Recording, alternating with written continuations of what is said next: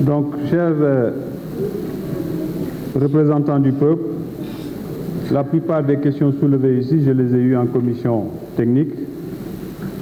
Nous y avons apporté des réponses et nous avons même transmis ce document que j'étais en train d'annoter et qui reprenait l'ensemble des questions de vos commissaires avec l'ensemble des réponses données de façon beaucoup plus, je dirais, réfléchie, parce qu'avec l'appui de nos services, avec un peu le recul qui nous préserve de la réponse directe.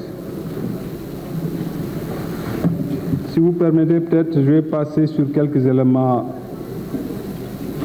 que j'estime importants, sauf les questions qui n'ont rien à voir avec mon budget. Ça, vous le comprendrez peut-être. Chers anciens, je vous salue. Je vois, est-ce que vous m'avez apostrophé comme votre cadet? Heureusement que vous ne m'avez pas demandé d'aller sous la table. Vous et moi, on se comprend. Monsieur le Président, on parle de meilleure connaissance des effets climatiques. Je crois que c'est l'honorable Ndiagagnan. J'éviterai peut-être de citer les noms pour qu'on ne me parle pas de droit de réponse. Ça, au moins, je l'ai appris récemment aussi. Effectivement, ces changements climatiques doivent être mieux connus de tous. J'en parlais brièvement. Et c'est pourquoi aujourd'hui, le ministère renforce quand même les capacités des collectivités territoriales dans ce domaine. Également les associations éco-citoyennes, les groupements de femmes, les écoles. Et on vient de valider une stratégie d'intégration des changements climatiques dans le système éducatif. Et beaucoup d'honorables députés l'ont dit, c'est vrai, c'est là-bas où il faut commencer, dès le plus jeune âge. Une meilleure connaissance donc est importante. Et une meilleure connaissance, ne nous demanderait pas pourquoi les COP, parce que de ces COP aujourd'hui, je prends un exemple pour ne pas m'attarder sur la COP 27, où notre pays quand même a été bien représenté, me dit-on. En tout cas, du point de vue de sa diplomatie, il a quand même, je peux utiliser ce qualificatif, brillé, parce que notre chef d'État est le seul à avoir pris la parole 2 fois au niveau des instances de haut niveau pour s'adresser au monde sur des questions principales, parce qu'il portait également la voix de l'Afrique. Il portait la voix des pays les moins avancés et il portait la voix du Sénégal. J'ai eu cette opportunité également, donc le seul pays dans cette COP à s'adresser à 3 reprises dans ce segment de haut niveau à la communauté internationale sur des questions simples. Nous avons parfois fait, comme certains parmi vous, un peu de syndicalisme avec des points de presse et autres pour mettre le doigt, l'accent sur les questions cruciales qui nous interpellent, telles que justement comment faire face à ces pertes et dommages occasionnés par les changements climatiques. Quand on parle d'érosion côtière, tout ce qui touche à l'adaptation, on nous dit aujourd'hui qu'il faut entre 9 et 10% du PIB des pays comme les nôtres pour faire face à cela. Vous conviendrez qu'on n'a pas ces moyens au moment où on parle. Si vous visitez notre CDN, vous verrez que nous avons des engagements inconditionnels qui sont appuyés sur nos moyens, mais le gros, ce sont des engagements conditionnels qui doivent venir justement de cette finance climatique qu'il nous faut aujourd'hui définir correctement, partager cette définition pour qu'il y ait de la traçabilité, de la transparence, pour qu'il n'y ait pas ce dialogue de sourds aujourd'hui qu'il y a entre nous et certains pays développés qui disent nous avons rempli nos engagements et nous on dit on n'a pas vu l'argent. Aujourd'hui, ce que nous faisons sur l'érosion côtière, on le fait sur de l'endettement. Vous conviendrez donc qu'on est en train de faire face à des causes extrêmement chères sur notre budget et sur de l'endettement.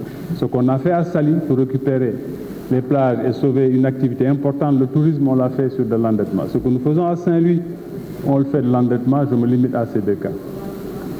Et nous estimons, c'est ce que nous défendons dans ces rencontres internationales, que cette situation ne devrait pas venir plomber davantage encore nos situations d'endettement et donc compromettre notre voie de développement et notre voie en tout cas d'industrialisation, etc.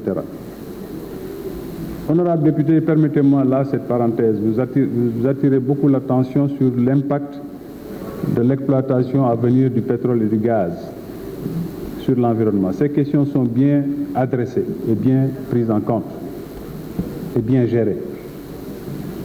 Aujourd'hui, la CSE vous donne une cartographie qui vous permet d'anticiper tout ça et d'avoir une visibilité sur tout ce qui est risque, danger de pollution noire, etc. Ils ont mis en place des mécanismes extrêmement innovants et scientifiques.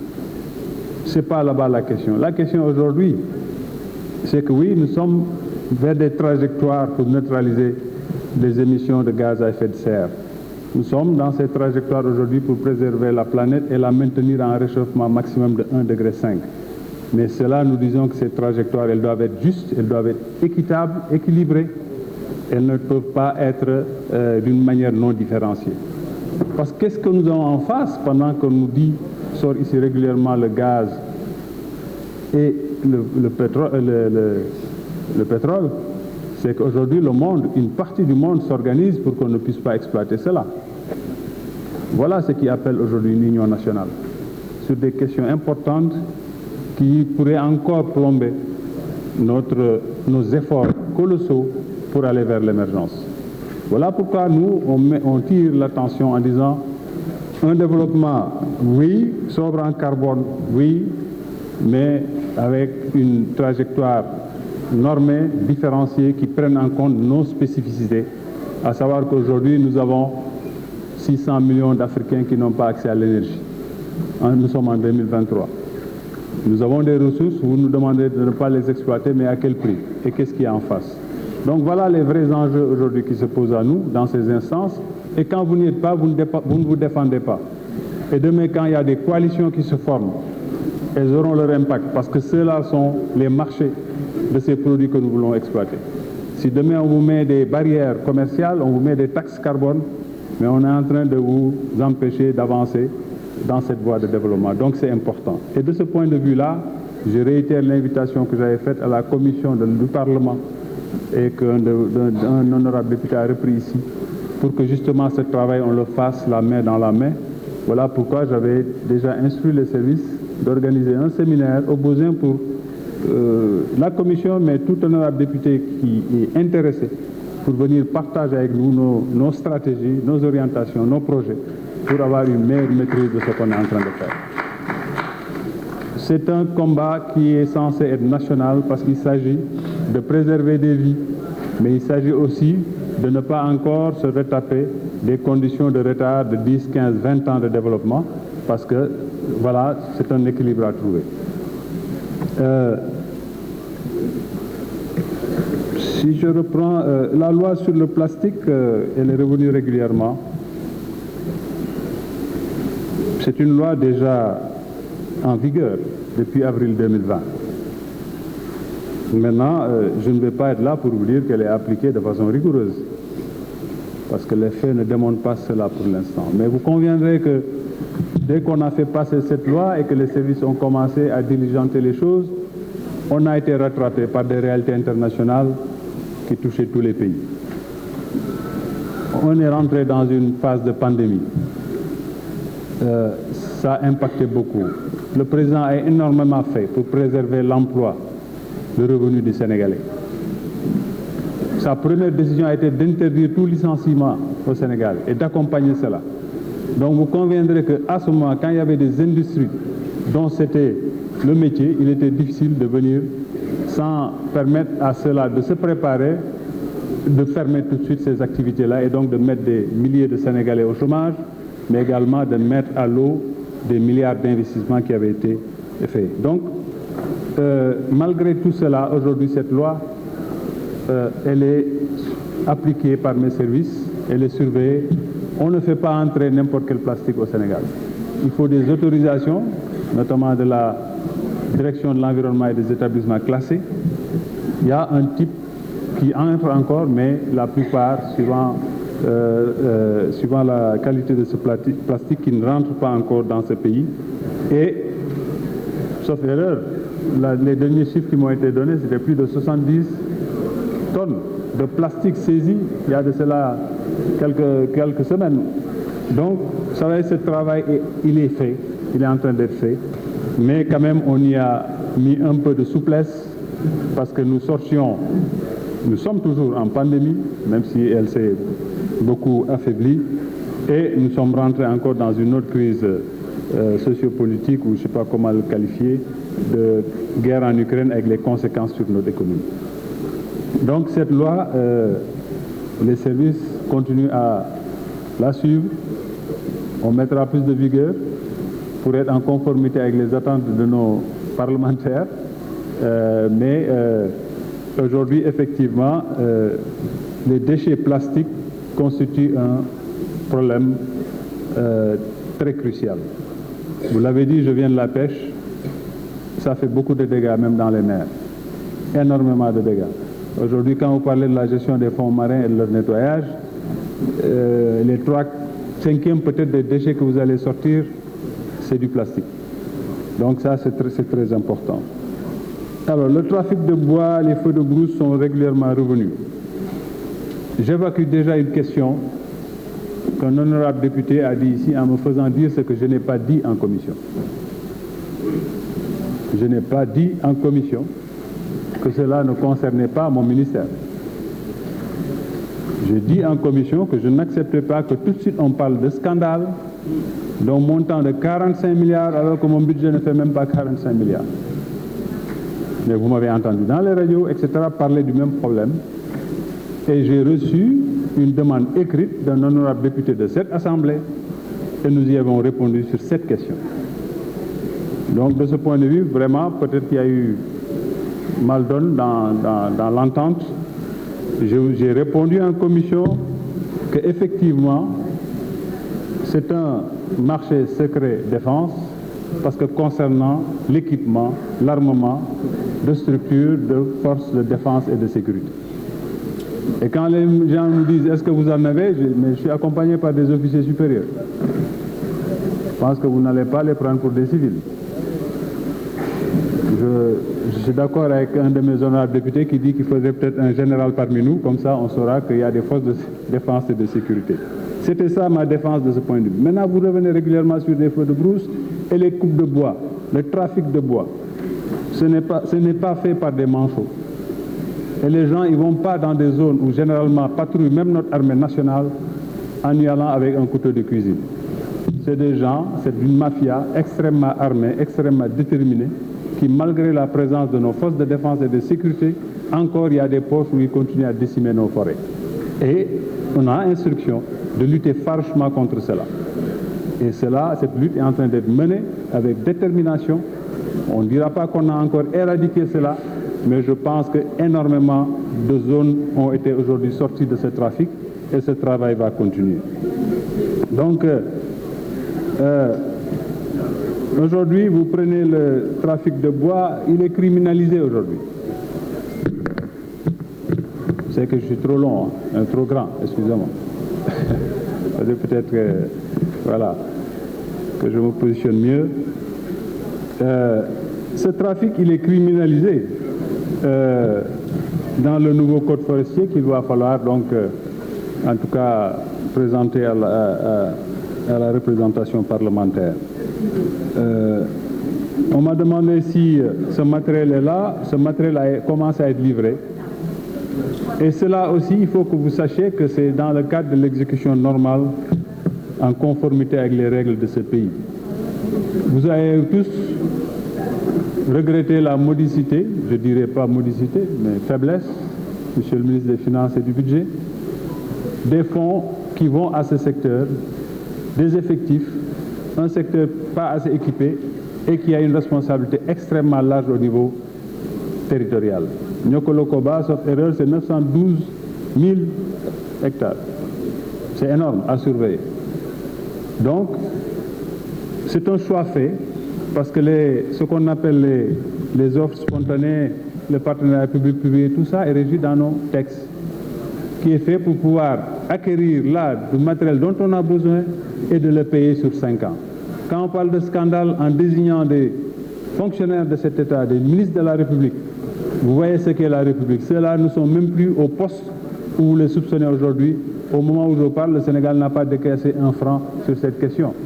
parce que c'est un programme qui se paye à son exécution et payable sur 5 ans.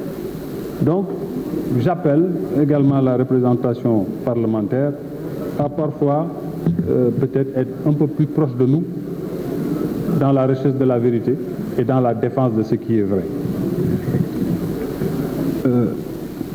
Mes services me disent d'ailleurs qu'il faudrait que vous visitiez un peu tout ce qu'ils font en termes de contentieux, de saisie, etc.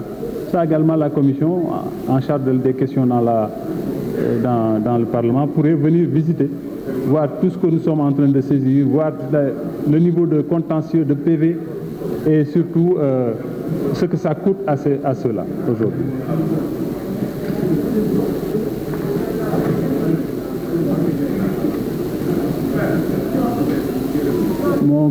Mon camarade Ali Mané, lui, j'ose le citer, demandait justement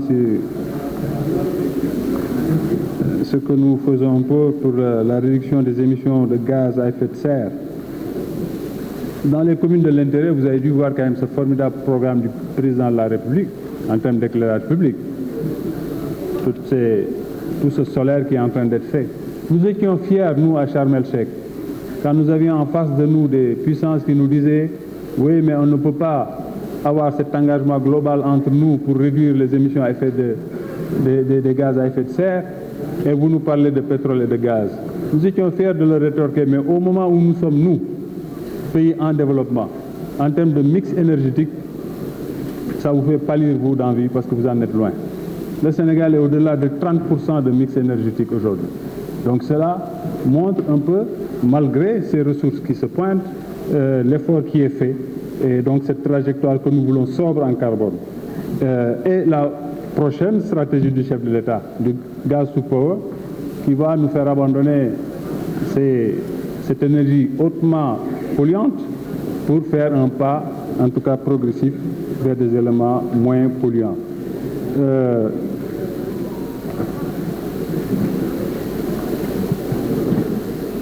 Alors, la difficulté, c'est que, bon, Ali Mané, il y a plusieurs fiches qui te répondent, mais si je prends tout ça... mais en tout cas, les services rappellent un peu tout ce que nous sommes en train de faire pour les énergies renouvelables au Sénégal. Les centrales photovoltaïques, ça, je pense qu'on me cite les 8 centrales, vous devez les connaître, ce n'est pas la peine que je revienne dessus.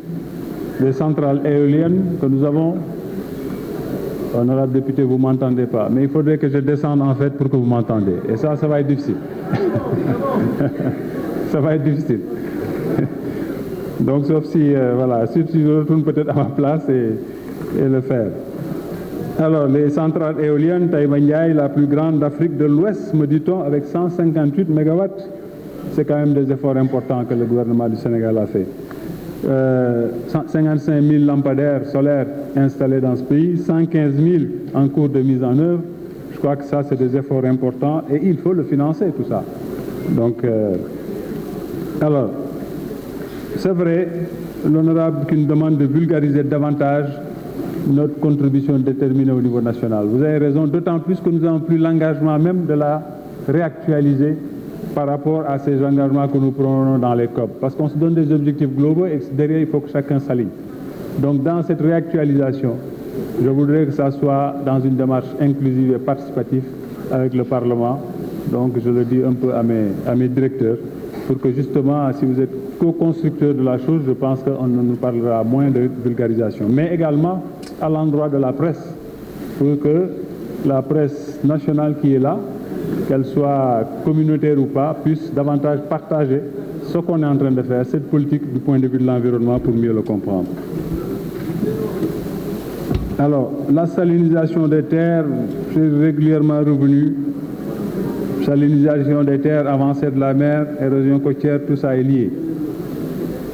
Tout ça est lié, voilà pourquoi aujourd'hui, tout à l'heure on parlait d'utilité de COP, la CSE, le CSE, parce que je confonds avec mon entreprise d'origine, la compagnie là c'est le centre, donc le CSE est l'un des organismes accrédités pour le fonds vert mondial. Et à cette COP, ils ont signé encore, je crois, un contrat qui porte sur 10 millions de dollars qu'ils vont exécuter. Et vous voyez que nous sommes une structure transversale parce qu'ils vont l'exécuter au profit de l'agriculture, principalement. Donc nous travaillons aussi pour les autres. Donc aidez-nous à mieux travailler pour tous ces autres secteurs parce qu'on a une activité transversale.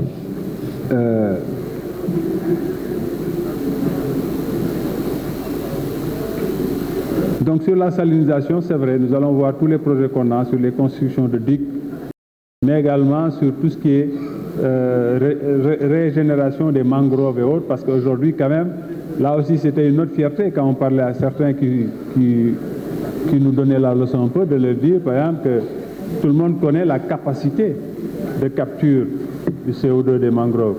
C'est de formidables puits de carbone. Ben, nous sommes, sauf erreur, parmi, ou sinon même le premier planteur de mangroves. Et malgré la faiblesse de notre surface en termes de territoire. Donc ça veut dire que c'est des efforts énormes qui sont faits. C'est vrai, par beaucoup de bonne volonté.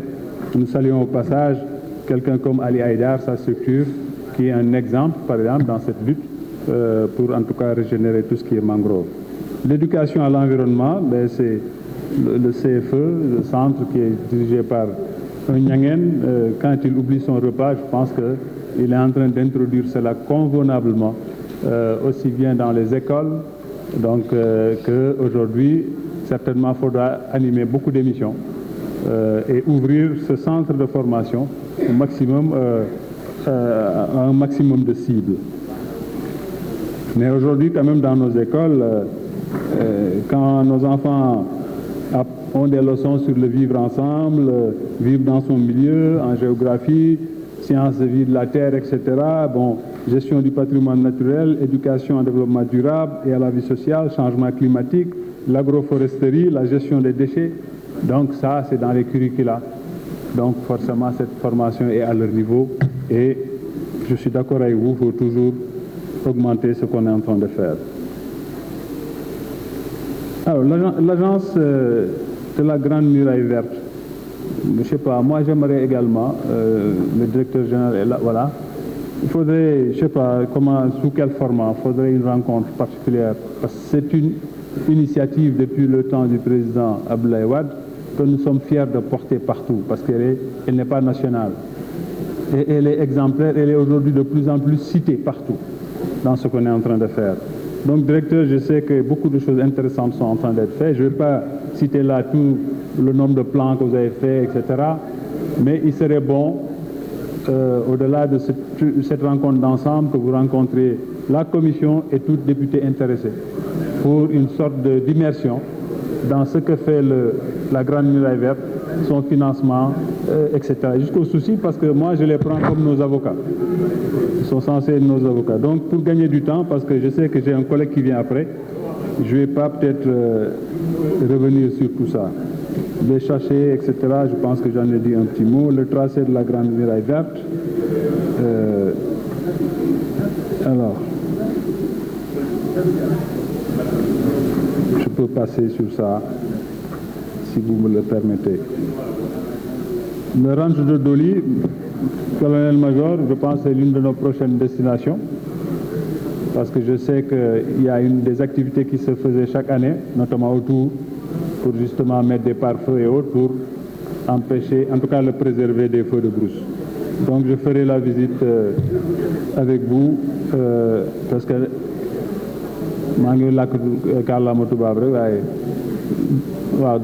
là aussi, donc je n'ai pas eu le temps de faire toutes mes structures, donc vous le comprendrez aussi. Mais aujourd'hui, quand même, au moment où je parle, c'est plus de 1275 km de pare-feu qui sont réalisés par les eaux et forêts.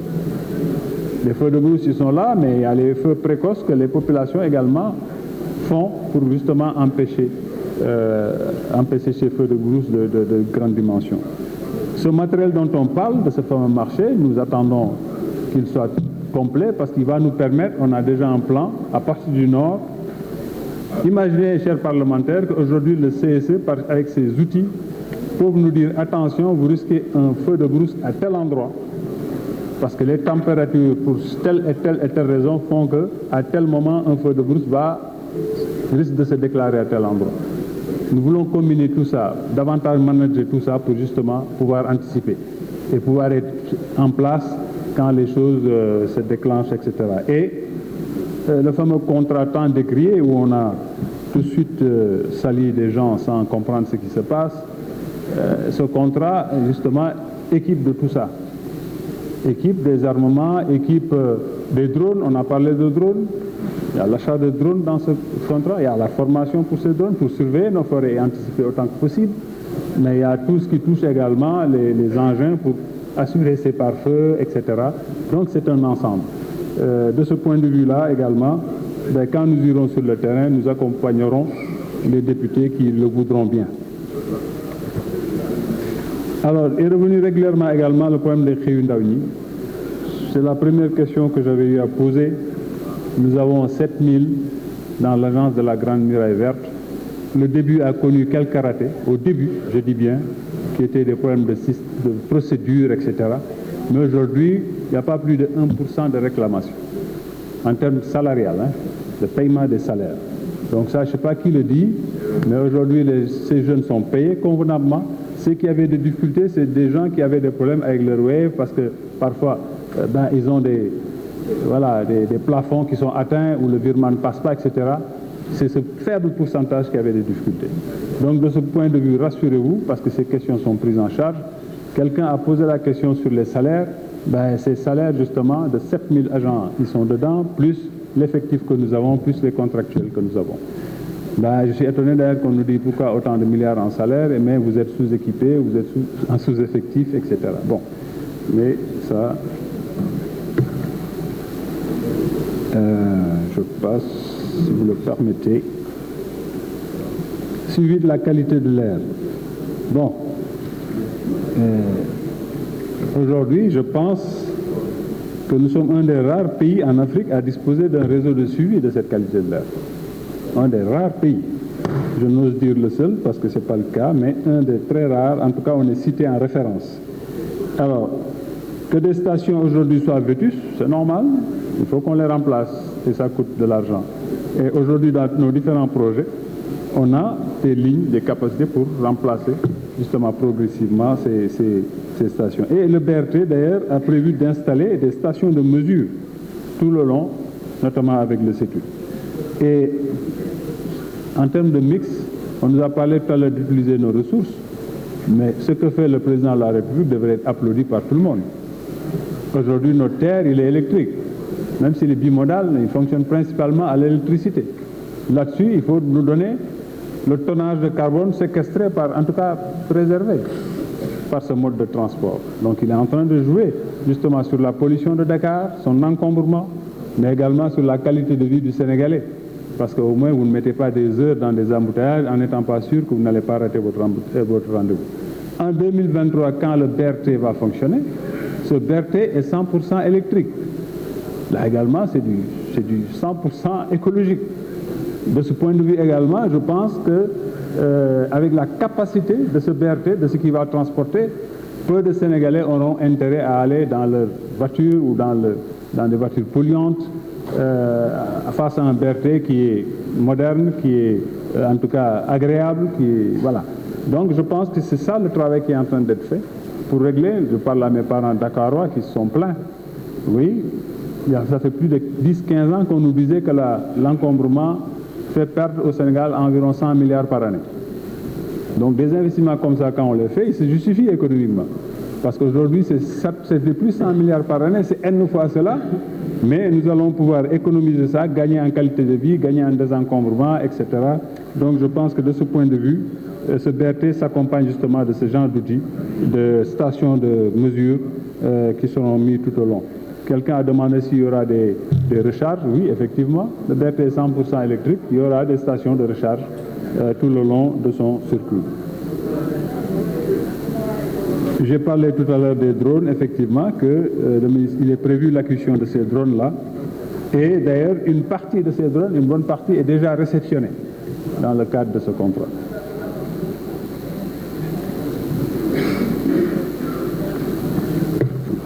Bon.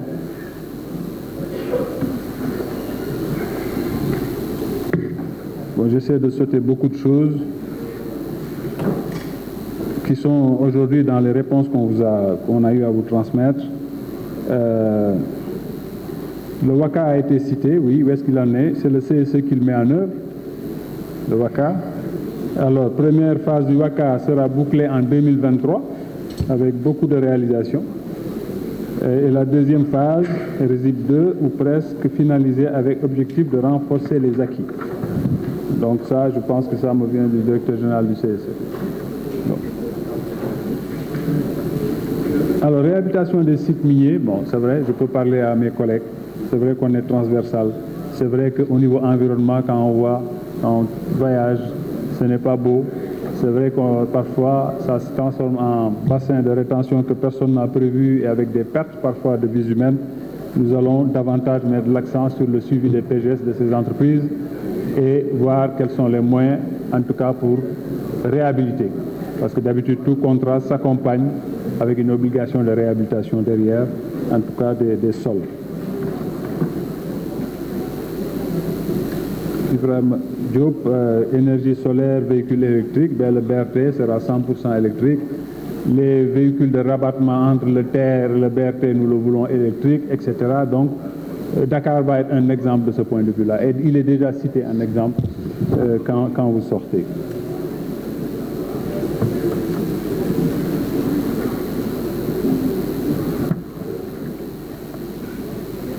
Bon, les salaires, tout ça, j'en ai parlé. Il n'y en a plus. S'il y en avait, considérez qu'il n'y en a plus.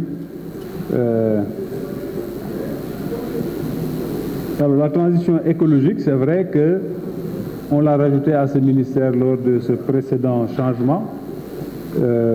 Actuellement, les services ont instruction, c'est en train d'être fait, de nous développer une stratégie de la transition écologique.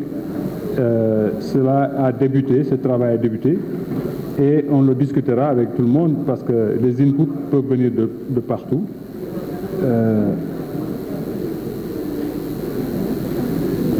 Mais ça, nous aujourd'hui, nous comptons sur cette cette finance climat, essayer de tirer le maximum. Je disais en rigolant à nos partenaires, appliquons au niveau international ce que vous appliquez au niveau national. Ils me disent souvent, c'est quoi? J'ai dit, au niveau national, généralement, vous appliquez la politique du pollueur-payeur. Puisque aujourd'hui, il est avéré que nous ne sommes pas les pollueurs, essayons de voir un peu comment vous pouvez nous accompagner. Le parc de Hann, enfin, voilà, Nyan Boutomek Amin, peut-être. Parce que quand je suis arrivé, je crois, première coordination, c'est la première instruction que j'ai donnée pour qu'on me revienne avec un programme et un plan de travail pour faire de ce parc ce qu'il doit être, à savoir un poumon vert à Dakar, et que ce parc permette d'être un lieu de destination à Dakar, où on peut aller flâner, se reposer comme il en existe un peu partout. C'est vrai que c'est assez vétus, c'est vrai que ça demande beaucoup d'investissement, mais nous avons commencé à travailler. J'ai déjà reçu un premier draft de la direction des eaux et forêts. Avec ce voyage, on n'a pas eu le temps de s'asseoir dessus, mais je vous donne l'engagement que nous ferons tout pour réhabiliter ce parc et en faire un lieu de vie. Et ce sera pareil pour le Niokolo, où je compte également faire une visite de travail. Voilà, chers honorables députés, je ne veux pas insister et je suis solidaire à la fatigue qui doit être exceptionnelle en ce qui vous concerne pour cette période, vu la durée de vos séances. Et peut-être dire que notre jeune frère qui a dit que j'ai envoyé des nervis contre lui, je pense qu'il est parti. Non, je ne gère pas des nervis. Et c'est pas là qu'il me voit, parce que je crois une semaine après ce malheureux incident, on s'est retrouvés ensemble à la place de l'Obélisque, assis côte à côte. Donc on aurait pu en débattre, mais c'est peut-être que là-bas il n'y avait ni le micro ni les caméras. Mais je dis, les agents municipaux de la commune du Plateau ne sont pas des nervis. Et c'est à cela qu'ils ont eu affaire quand ils ont amonté toute la presse, etc., pour venir déposer un courrier. La mairie du Plateau, il y a un bureau de courrier qui est à la porte. Quand vous venez déposer un courrier, franchement, on ne sait même pas quel est le contenu. On ne peut pas vous attendre pour vous agresser pour ça. Je prends cet exemple simplement pour dire que nous avons ce pays en partage nous l'adorons tous ensemble. Et cette séance que j'ai vécue là me donne espoir, parce qu'en tout cas, j'ai vécu une belle séance de mon point de vue. Et j'espère que nous nous donnerons tous la main pour faire face à des problématiques extrêmement difficiles. Quand on parle aujourd'hui de changement climatique, vous savez très bien que même si on y mettait tout le budget du Sénégal, on aura des difficultés. Donc c'est extrêmement difficile. Les causes sont souvent très éloignées de notre pays. Donc c'est de la diplomatie, c'est de l'engagement, c'est beaucoup de plaidoyer pour que ce qui va se faire, que nous soyons au milieu de ce qui va se faire et qu'on puisse profiter de toutes les bonnes opportunités qui vont naître de cela et qu'ensemble on puisse développer ce pays. Je vous remercie.